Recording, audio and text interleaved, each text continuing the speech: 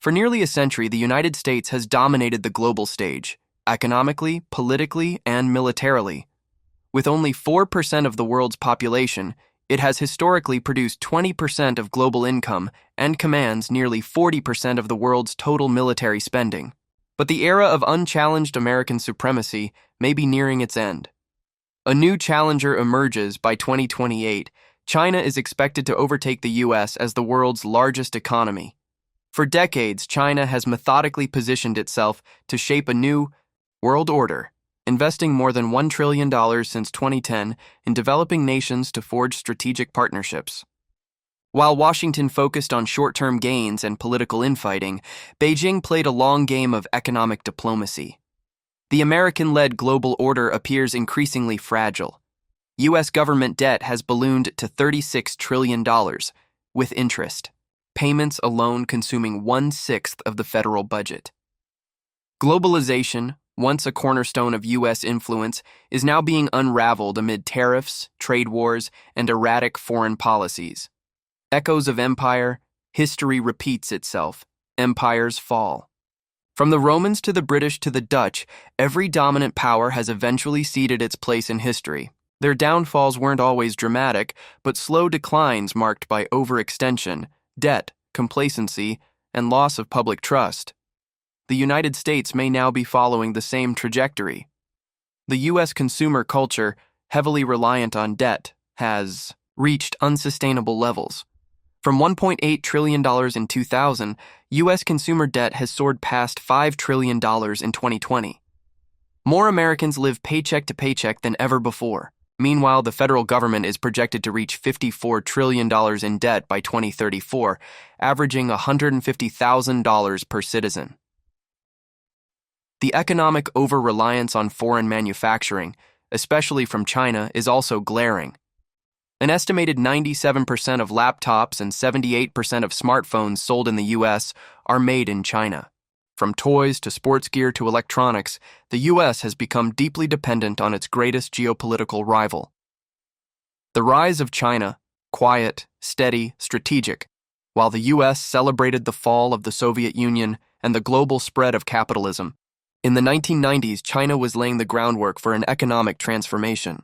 What Washington perceived as China's embrace of capitalism and democracy was actually a shrewd strategy to enter, then reshape, the global system from within.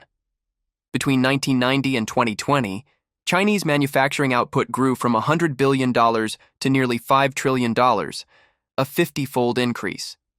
The nation became the world's factory, not only making consumer products, but also investing heavily in high-tech sectors and critical infrastructure.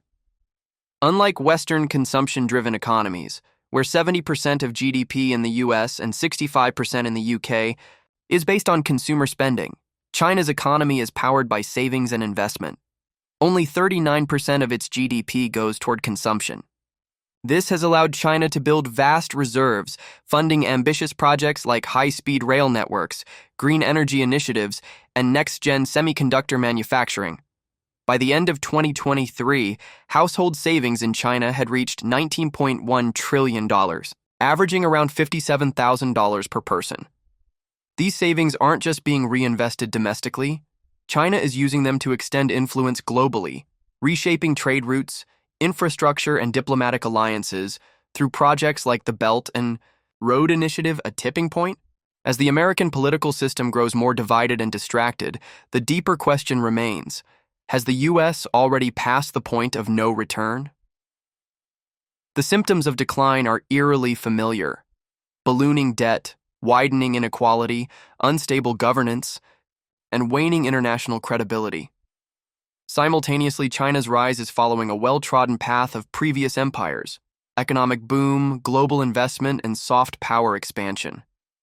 At the core of China's global strategy lies the Belt and Road Initiative. Since its launch in 2013, China has invested over $1.3 trillion in building ports, railways, and power plants across developing nations. Today, this ambitious project spans more than 150 countries, reaching into Europe and impacting over 75% of the world's population. A major focus has been Africa, a region projected to make up 25% of the global population by 2050. In just the past decade, China has financed over 12,000 kilometers of roads, built more than 20 ports, and constructed 80 power facilities across the continent. In comparison, the United States' development efforts pale. Its counterpart agency, USAID, has managed to build just 800 kilometers of road in the last 30 years, a staggering 15 times less than China. Instead of focusing on development, U.S. foreign policy has largely revolved around military intervention. Since the early 2000s, the U.S. has been involved in over 72 foreign conflicts, including the invasion of Iraq, which cost $2.2 trillion and left behind little measurable success after nearly a decade of warfare. For decades, the U.S. positioned itself as the world's policeman, spreading democracy and capitalism, often through force. In contrast, China has pursued a fundamentally different approach. It doesn't aim to reshape governments or impose its political system. Its goal is singular: expand its influence. Surprisingly, this doesn't involve more conflict, but often less. China prefers cooperation over control, forming partnerships with countries regardless of their ideologies, values, or political systems. While the U.S. tries to remake other nations in its own image, China is content to work with them as they are. Now, we're witnessing a clash of two global ideologies, and it appears China is gaining ground. In 2023, for the first time in history, China's approval rating in Africa surpassed that of the United States. Meanwhile, America's global influence is beginning to wane, struggling to compete with the efficiency and consistency of China's development strategy. But this power shift isn't only happening abroad. There's been a slow, silent force, eating away at the U.S. economy for decades: deindustrialization. In the early 1960s, manufacturing jobs made up 30% of U.S. employment. By 2020, that number had dropped to just 8%. As global trade barriers fell, American companies sought cheaper labor overseas, chasing profits over domestic resilience. It started quietly. Textile mills in the South shut down. Steel towns like Pittsburgh and Youngstown closed their factories. But soon, what began as a trickle turned into a mass exodus. America's once mighty industrial engine, the bedrock of its post-war prosperity, began to vanish. These jobs had provided stability, good wages, and a path to upward mobility for millions. Without them, many Americans were left behind in a new economy that valued capital, technology, and finance, but not manual labor. Now you might wonder, does this really matter, especially when the U.S. economy has more than doubled in size since the 1980s? On paper, it sounds like a success story, but GDP growth doesn't tell us who is benefiting. While averages show rising wealth, the majority of Americans haven't seen meaningful improvements. That's because most of the gains have gone to the top earners. Since the 1970s, the share of income going to the middle and lower classes has fallen, while the top 1% has expanded its wealth significantly.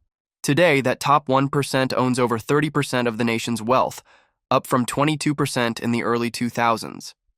Meanwhile, the bottom income bracket has seen virtually no growth, with average incomes hovering around $28,000 per year.